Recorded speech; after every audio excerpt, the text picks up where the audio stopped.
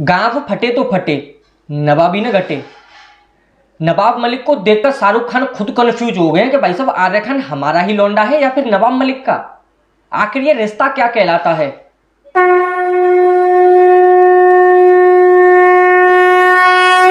नमस्कार दोस्तों, आप सभी का स्वागत है आपके अपने YouTube चैनल थैंक्स हिंदुस्तान में। आर्यन खान की गिरफ्तारी के बाद एक देश में अलग ही माहौल चल रहा है। माहौल तो पता ही होगा क्या है। जिस अफसर ने उसे गिरफ्तार किया उसे आज खुद कटघरे में खड़ा होना पड़ रहा है। इस सीन को देखकर ऐसा लग रहा है जैसे पहले बॉलीवुड की फिल्में बनती थी ना, एक ईमानदार अफसर होता था, जब वो किसी अपराधी को पकड़ लेता था या फिर किसी मंत्री के बेटे को पकड़ लेता था, फिर उसे घूस के इल्जाम में उसकी वर्दी उतरवा दी जाती थी, उसके घर वालों को धमकी दी जाती थी, उसके बच्चों को किडनैप कर लिया जाता था।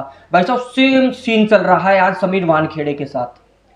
एक ईमानदार अफसर ने एक नशेड़ी को क्या पकड़ लिया, उसके बाद पूरा अंडरवर्ल्ड जो है आज समीर वानखेड़े के खिलाफ खड़ा हो चुका है।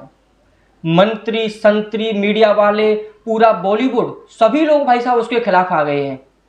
कौन है वो लौंडा? बस एक ही उसका टैग है कि वो शाहरुख खान का लौंडा है। इसके अलावा और कोई उसकी खूबी हो, खासियत हो तो हमें बताएं। उसके लिए इतना संघर्ष क्यों, उसके लिए इतने लोग समर्थन में क्यों आ रहे हैं? मीडिया वाले जो है इतना ब्रेकिंग न्यूज क्यों चला रहे हैं उसके लिए? आज सुबह से चल रहा है कि आज भी नहीं मिली आर्यन खान को जमानत। और भाई साहब कोर्ट है या कोठा है पता ही नहीं चल रहा। एक आम आदमी को तारीखों के लिए भाई साहब सालों निकल जाती हैं, और इस महाराज के लिए तारीखों पे ही तारीख, तारीख पे ही तारीख, तारीख पे ही तारीख दी जा रही है। लेकिन समझ नहीं आ रहा चल क्या रहा है भाई साहब देश में। अब बात करते हैं नवाब मलिक की। जैसे ही आर्यन खान की गिरफ्तारी होती है, नवाब खान जो है कुछ दिन तो सोए रहते हैं, फिर अचानक उनकी आंखें खुलती हैं कि भाई साहब ये तो गलत हो रहा है।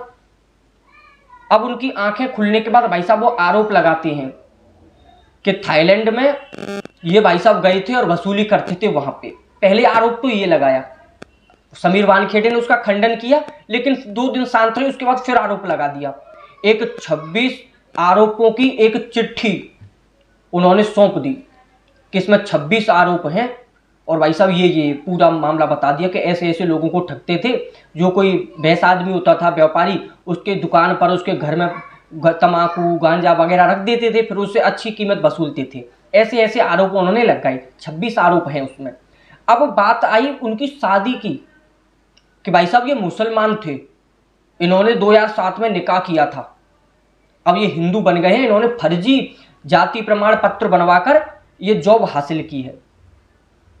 ऐसे ऐसे सीन चलाए जा रहे हैं। पहले तो नवाब मलिक जी अकेले थे, अब लेकिन भाई साहब वो सब भी सामने आ गया जिसने इनकी शादी करवाई थी 2007 में। अब वो मौलाना भी सामने आ गया, उसने भी एक पत्र दिखा दिया आकर कि भाई साहब ये है इसकी शादी का जो पत्र है। पता नहीं चल क्या रहा है भाई साहब देश में। सारी चीजें एक साथ सामने आ रही हैं। ये होती है पैसे की पावर। पैसा सब कुछ बोलता है। और मंत्री जी को ऐसी क्या पड़ी है इसके लिए, आर्यन खान के लिए? और भी देश में नेता लोग हैं, वो क्यों नहीं बोल रहे? आखिर ये रिश्ता क्या कहलाता है? नवाब मलिक जी को इतना दर्द क्यों आ रहा है इस पर, आर्यन खान पर इतने आरोप क्यों? और रही बात इसकी, इन्होंने कहा कि इनका परिवार पूरा मुस्लिम था, ये खुद मुस्लिम थे, और अगर आपके पास कोई पुख्ता सबूत है तो मुझे दिखाइए। इसके बाद समीर वानखेड़े जी के परिवार के लोग जो है वो मीडिया के सामने आते हैं और उन्हें सारे प्रमाण पत्र दिखाते हैं कि ये हमारे गांव के प्रमाण पत्र हैं, ये गांव के कागजात हैं। अगर ये फर्जी होते तो हम एक आदमी के फर्जी कागज बनवा सकते हैं, लेकिन पूरे गांव के थोड़ी बनवा सकते हैं। उन्होंने ये बात कहकर इस बात का खंडन कर दिया। और समीर वानखेड़े जी की बहन ने कहा कि अगर तुम में इतनी ही हिम्मत है, तुम्हारे पास इतने ही ठोस सबूत हैं, तो तुम कोर्ट क्यों नहीं जाते? ये मीडिया पर, सोशल मीडिया पर क्यों अपनी ऐसी तैसी करा रहे हैं? हम तो भाई साहब कोर्ट में जाके अपना मामला सिलटा लेंगे।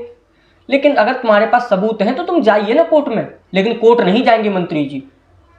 मंत्री जी जो है जब से आर्यन खान गिरफ्तार हुआ है, सारे काम से इस्तीफा देकर भाई साहब इसी केस में जुट गए हैं।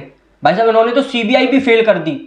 कहां से घड़े घड़े मुद्दे निकाल रहे हैं कि भाई साहब इन्होंने भर्ती जो हुई थी इनकी, ये फर्जी हुई थी, इन्होंने फर्जी जाति प्रमाण पत्र वो सारी चीजें बनवाई थी। और 2007 में इनकी शादी की भी फोटो भाई साहब आज सुबह उन्होंने फोटो ही डाल दिया, हैप्पी कपल लिख के।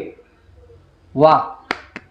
तो भाई साहब आपको तो सीआईडी में होना चाहिए, मंत्री किसे बना दिया? कैसे बन गए आप मंत्री? आप सीबीआई के हेड होते, इतनी तो भाई साहब जो एसीपी प्रद्युमन है ना, वो भी इतनी खोजबीन नहीं कर पाता जितनी आपने की है। फोटो तक मिल गया आपको 2007 का और आपने डाल भी दिया। वाह, एक आपको सलामी तो बनती है, जहां पर ना तो ग्रेट हो, तोहफा कबूल करो। वकीलों की दलील को सुनने के बाद और अब केस का फेस देखने के बाद ऐसा ही लगता है कि केस में बहुत ज़्यादा मेहनत की गई है।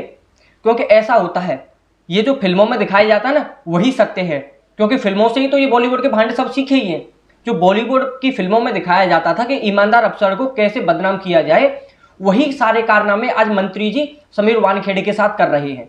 वही सारी हरकतें हो रही हैं। इसे ऐसे तो नहीं रोक सकते, लेकिन इसे फंसाया जा सकता है। इस पर आरोप लगा दो। अब उस पर एक आरोप और लगवा दिया था कि भाई साहब ये घूस ले रहे थे उसे छोड़ने की। ये सारे आरोप ऐसे हैं बिल्कुल मडकने जो बॉलीवुड में हुआ करता था, बॉलीवुड की फिल्मों में सेम वही सीन रिक्रिएट कर रहे हैं समीर वानखेड़े के साथ। क्योंकि ऐसा है कि भाई साहब समीर वानखेड़े जी ने गलत जगह पे हाथ डाल दिया है, ये बात तो सत्य है। क्योंकि बॉलीवुड जो है पूरा दाऊद के अंडर में चलता है और कोई एक व्यक्ति अंडर बॉर्डर से पंगा नहीं ले सकता। और यही पंगा जो है समीर वानखेड़े को बहुत भारी पड़ेगा। क्योंकि ये सारे नवाब मलिक जो है ना, ऐसे जो कुछ हैं हमारे देश में चरमपंथी लोग जो हैं, वो सभी दाऊद के अंडर में ही काम करते हैं और उसी का आदेश है और ये सारा खेल चल रहा है। बॉलीवुड का एक भी भांड नहीं है जो आर्यन खान के विरोध में बोला हो, सारे ही समर्थन में बोल रहे हैं। अभी तक महाराष्ट्र की सरकार ने एक भी ऐसा बयान नहीं दिया जो उसके खिलाफ हो। वो तो भाई साहब उल्टा एनसीबी को घेर रही है कि एनसीबी भाई साहब चुनिंदा लोगों को टारगेट कर रही है। यानी ये लोग भाई साहब ये बहुत ज्यादा ही बड़े लोग हैं, इनको टारगेट किया जाएगा।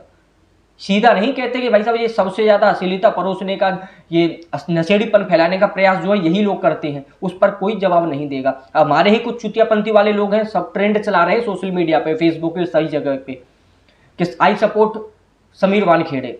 ऐसा सपोर्ट करने से क्या होगा? तुम्हारे सपोर्ट करने से घंटा फर्क नहीं पड़ेगा। क्योंकि उसकी सपोर्ट जो है ना, आप देख सकते हैं कितनी है। आज समीर वानखेड़े की सपोर्ट में कौन है? एक व्यक्ति बता दो उसके सपोर्ट में हो। खुद केंद्र सरकार आज उसके सपोर्ट में नहीं है, लेकिन पूरा विपक्ष, पूरा बॉलीवुड, पूरा अंडरवर्ल्ड आज उसके समर्थन में है, कटुए के समर्थन में। आज पूरा पाकिस्तान, पूरे जितने भी इसके शांति दूत हैं वो उसके समर्थन में है। आज समीर वानखेड़े अकेला है, क्या कर पाएगा अकेला? ऐसे आरोप लगाए गए हैं, जल्द ही वो सिद्ध हो जाएंगे क्योंकि पैसा बोलता है। अगर पैसा नहीं होता तो भाई साहब इतनी तारीखें नहीं पड़ती। आज जज साहब के पास भी इतना टाइम है कि भाई साहब धड़ाधड़ सुनवाई कर रहे हैं, तारीखों पे तारीख दे रहे हैं। पैसा सब कुछ बोलता है और पैसा ही रहा, ऐसे ही चलता रहा तो फिल्मों वाली बात जो है वो सत्य होगी। और वही होगा जो फिल्मों में होता था कि ईमानदार अफसर के साथ इनका भी जो चैप्टर जो है वो क्लोज कर दिया जाएगा। इनको भी बोलते हैं ना कि वो नवाब मलिक ने पहले ही धमकी दे दी थी कि 1 साल में से जेल के अंदर भेज दूंगा, वही होगा। ये भी जेल के अंदर जाएंगे क्योंकि गलत जगह पे पंगा लिया है। और जो जिनके लिए तुम लड़ रहे हो ना, उनकी औकात नहीं है तुम्हारे समर्थन में आने की। वो केवल सूखी हवाबाजी कर सकते हैं, ट्विटर पे ट्रेंड चला सकते हैं, बकलोली कर सकते हैं, लेकिन तुम्हारे समर्थन में कोई नहीं आ सकता। ये सूखी हवाबाजी करने से, ट्रेंड चलाने से भाई साहब कुछ नहीं होगा। जिस प्रकार नवाब मलिक और जो उसके भांडे समर्थन में आ रहे हैं ना, इस तरीके से कुछ करिए। सरकार से उम्मीद मत करिए, सरकार कुछ नहीं कर रही है। अगर वीडियो अच्छी लगी तो शेयर कर दीजिएगा। बहुत बहुत धन्यवाद।